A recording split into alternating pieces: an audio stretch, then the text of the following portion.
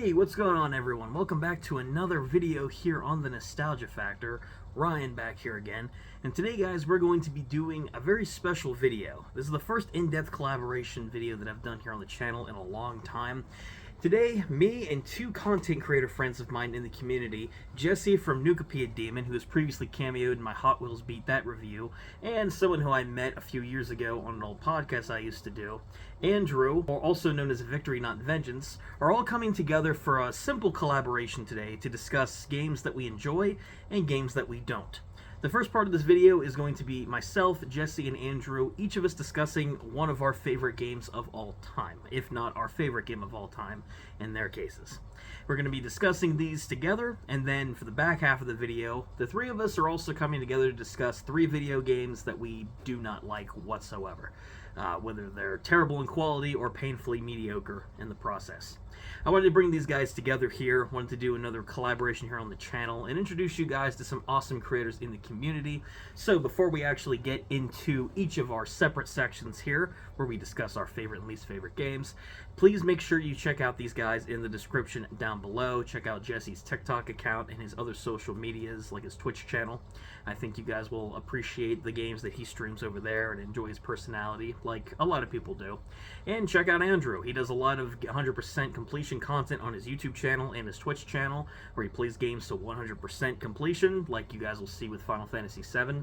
But the moral of the story is, before we jump into the collab here, please make sure you support these guys and check them out. They've been great friends in the community for the past several years, like in the case of Jesse and Andrew recently. And please go and support them via the description down below. Without any further ado, guys, let us jump into my section here, where I will discuss one of my favorite games of all time briefly, Final Fantasy X.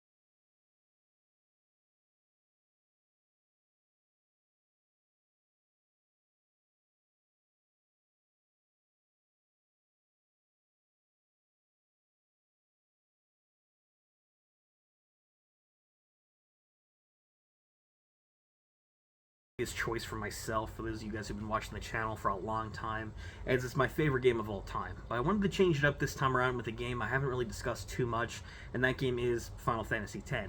I played Final Fantasy X a few years ago, back in 2021, when I first started playing the Final Fantasy series for the first time. And to keep it brief without making it an in-depth review, which I may do for a video here on the channel in the future, but Final Fantasy X is a fantastic game, all things considered. The visuals for the PS2 look impressive at the time for what Square was able to pull off. The soundtrack from Nobuo Uematsu and a few other composers is absolutely fantastic.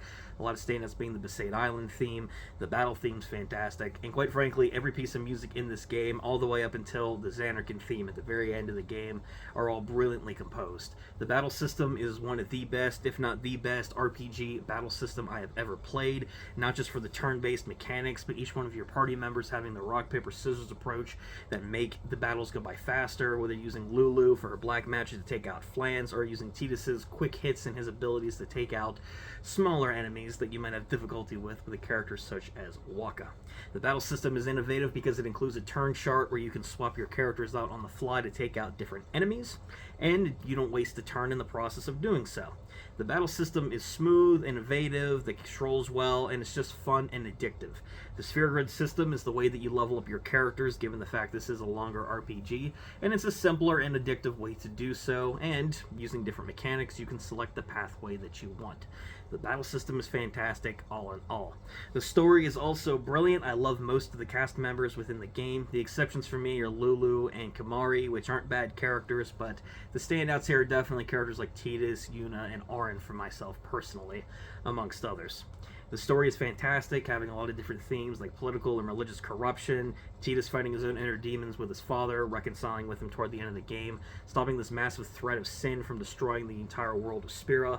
I love Auron's backstory and his personality as well, acting as a mentor figure to the others, and Yuna arguably being the main character of this game, going on her own personal journey of not just going through and sacrificing her life and throwing it away for a corrupt religion, but finding her own sense of justice, so to speak, and her own sense of self, retaining who she is and wanting to help the people of Spira, but learning to be more independent and open her eyes up to the truth in order to protect the people without throwing her life away, because there's a lot worth living for. The themes of Final Fantasy X are absolutely fantastic, and this is just a brief highlight of why I personally love this game.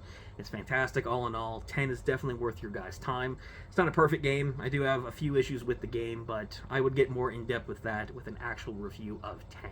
But that's the reason why I love 10 so much briefly. It's one of my favorite games of all time, and one of the best RPGs that I have personally played. I've invested quite a bit of time into 10, and it is worth your guys' time to check out, regardless of the version it is. That being said though, guys, that is it for my section on Final Fantasy X. Without any further ado, let us jump into my buddy Jesse's favorite game of all time. Hey Ryan, thanks for having me. I would say that my favorite video game would be Postal 2. Like, ever since I was at high school, I played like quite a bit on my old like toaster of a laptop, and I've had endless amounts of fun playing it. Like, it's a very controversial video game, as to many people know, but like at the end of the day, it's not that deep. Like, you could play it without even harming a single person. I mean, yes, everyone will go after you and kill you, but that's the beauty of why I love Postal 2. I love Postal 2 because it's unique. Like, you can complete the game without killing a single person, or you can go play apeshit and kill the whole entire town. The game itself, yes, it's very controversial. Like, what you expect from a game from 2003. Like, people didn't like violent video games. But the game's not for everyone, but it's all satire. It's not meant to be taken seriously. And I just love the premise of it. Like, you're just going day to day doing your own thing. Like with the chores, like, you get a set amount of tasks to do and then you just need to do them. And, you can do them without killing people, or if you just feel like going postal, then, then you're more than welcome to. But yeah, Postal 2 just has a unique experience. And, if you haven't played Postal 2, then I suggest that at least people should play it because, it's not a game for everyone, but you need to at least try one thing, you know, in your life, and you might as well try Postal 2. It's pretty cheap to get. It's not exactly an expensive game. It's not done by AAA titles, but, it's like the developers do listen and, they do care about you. But yes, I would say Postal 2 is my favorite video game just because of the uniqueness of it. And from Postal 1, which came out, I think, in 1997, it's drastically improved because the first game was a top-down shooter, while they drastically improved it by making Postal 2 into a first-person shooter, and I regret nothing. Great insight from Jesse, as always, on his favorite video game of all time. And with that being said, last but certainly not least for our favorite games, let us check out and see what Andrew has to say on his favorite game.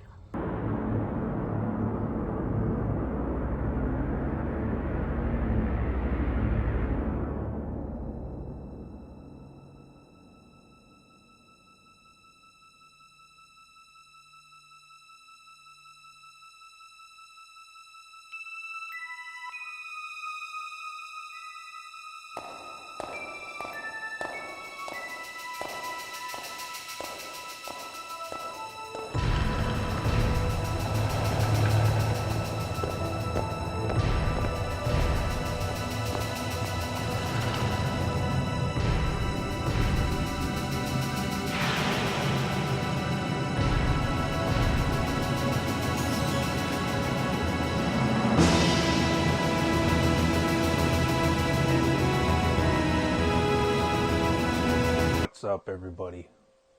My name is Victory, not Vengeance. I have a Twitch channel. I have a YouTube channel. I was asked to describe and go into a little bit of detail about what my favorite game of all time is. As you can see, it is Final Fantasy VII. I was debating on what way to go about describing it.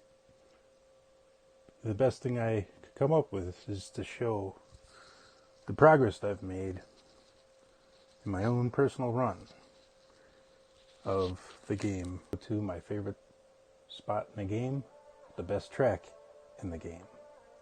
Listen to the cries of the planet.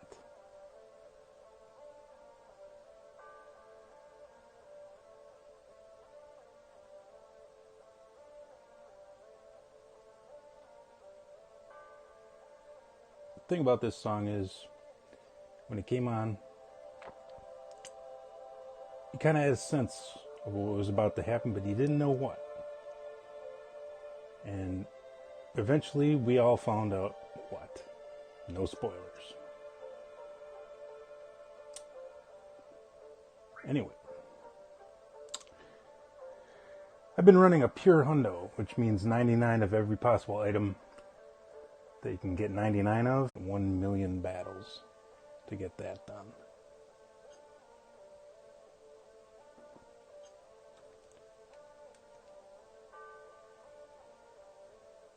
That's not all. And you learn something. His counter resets at 65,535, and it resets to 0. It's reset 24 times. This guy, you had a lot of trouble with him your first playthrough. Probably killed you. Check this shit out.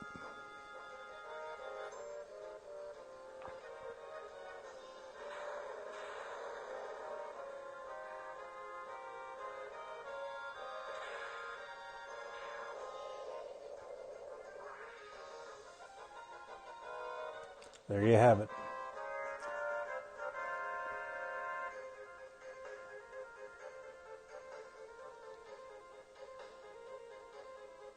Time, determination, it all pays off.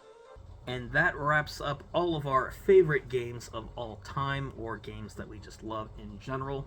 Now for the back half of this video, we all had great things to say on games that we love, but let's see what we have to say on games that we really don't care for too much. And we'll start with mine here, with one of the most disappointing games I've played in recent years, Doom 3.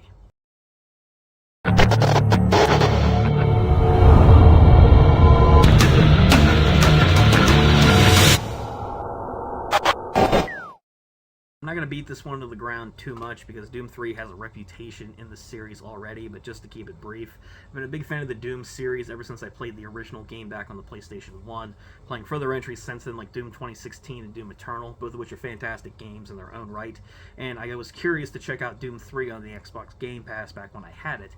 So, I popped in the game, tried it out, and it was a complete mediocre mess. Doom 3 has a reputation for taking the original fast-paced, demon-slaying gameplay that the series is known for and trying to turn it into a Resident Evil clone of sorts into a survival horror game.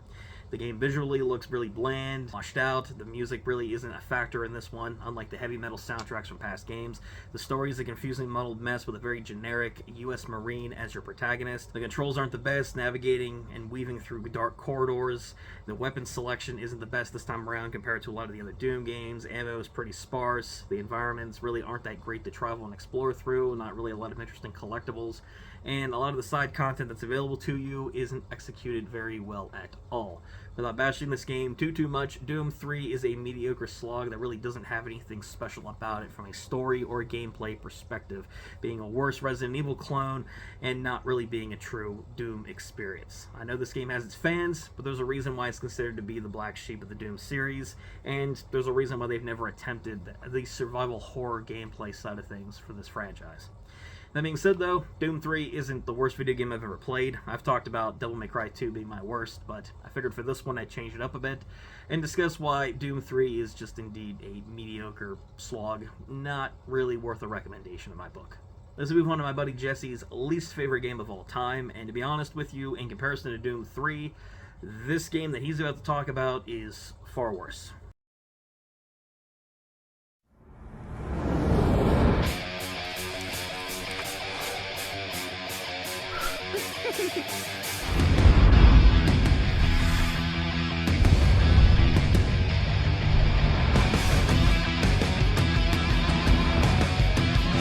I'm back, baby.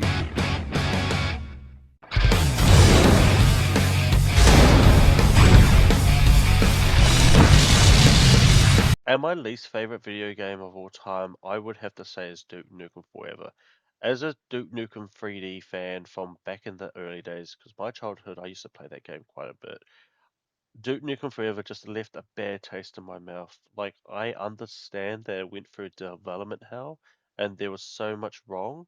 Like, they had something going on back in 2001, but then something happened along the way, and it just didn't really meet up to fan standards back in 2011 when it got released. Two weapon limit, that kind of really pissed me off a bit, because Duke Nukem 3D had a full arsenal of weapons. Like, you had so much going on, and then Duke Nukem Forever just ruined that. Like, they kind of made it like a Halo clone, and that did not sit right with true Duke fans, and me included. I just felt it was terrible. Like, the monsters in 3D were like, you could kill them pretty easily, straight up, but Duke Nukem Forever made the monsters pretty much like bullet sponges. It was just terrible. The constant reloading every time you died. Like, if you die just once, you have to wait at least like nearly a minute just to get, obviously into the game again. It was just not what Duke fans wanted, and myself included just didn't like it. Like, I've completed the first part, like the DLC apparently is better.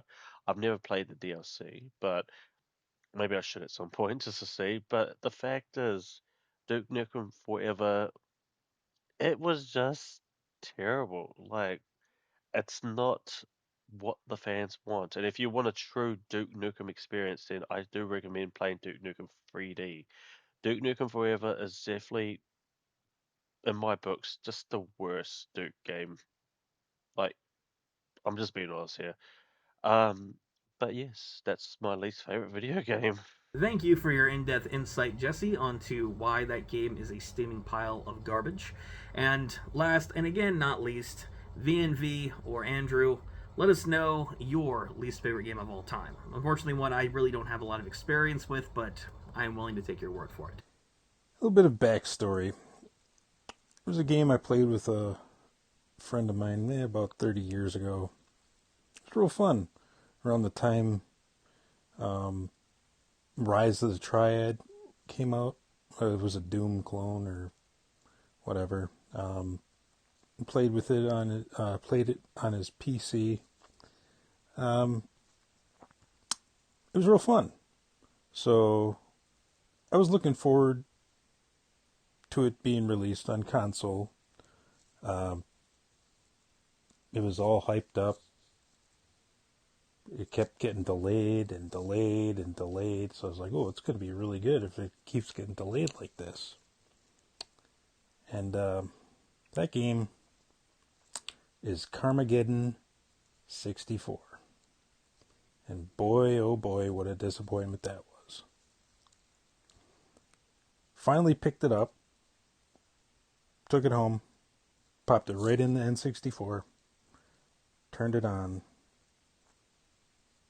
booted up the first level, or whatever the hell it was.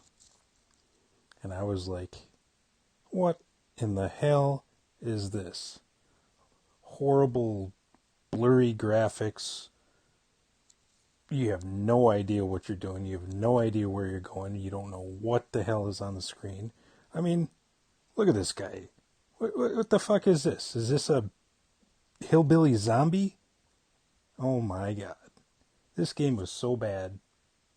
I literally played it for 5 minutes, packed it up, and I pretty much sold it for a bag of chips. This game is territory of Superman 64. It's territory of E.T. the Extraterrestrial for fucking Atari 2600. Game ended up in a landfill because it was so crappy. Yeah, not much more to say about it. It's just look at this. Is just, I was devastated because I had so high hopes, and I'm sure so many other people did too.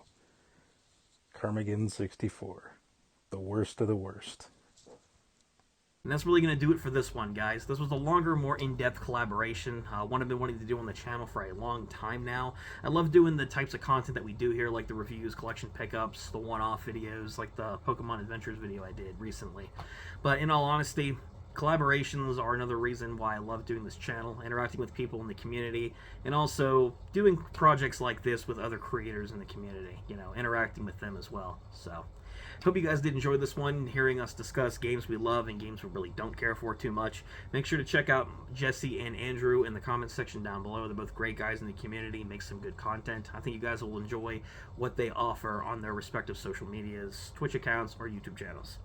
Please make sure you follow and check them out. Guys, if you're watching this, thank you so much for being a part of this video. It was great working with you guys, and hope you guys continue to make great content in your own way. Otherwise, guys, thank you for checking out the channel and this video as well. Let me know what you think about the games that we discussed in the comment section down below. If you agree with our opinions, you disagree, do you have games you love and enjoy, or games that you don't enjoy the same way that we do in this video? Let me know all your thoughts and feelings on it down in the comment section down below. Give the video a like if you did enjoy it, and subscribe to the channel if you want to keep up with future reviews, collaborations, and all sorts of nostalgic gaming goodness that we do here on the show. With that in mind, guys, thank you once again for checking it out, and until next time, this has been Ryan from the Nostalgia Factor saying, keep on gaming.